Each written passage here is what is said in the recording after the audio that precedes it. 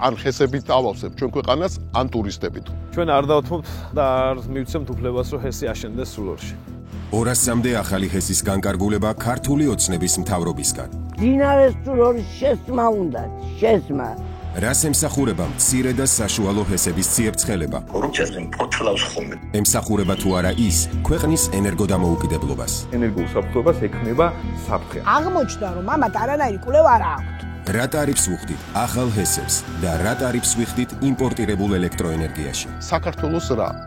ჰესების უმრავლესობის უკან მინისტრები და მათი ოჯახები, ყოფილი და მოქმედი მაღალჩინოსნებით განა. ეს ჰიდროელექტროსადგურები პირდაპირ არის ფულის საჭრელი მანქანა. განადგურებული ხეობები, შეცვლილი მიკროკლიმატი, დამშრალი კალაპოტები, ჭები და წყაროები. შეიძლება მთლიანად დავკარგოთ ყველა ხეობა. საუნაცები და ხალხება.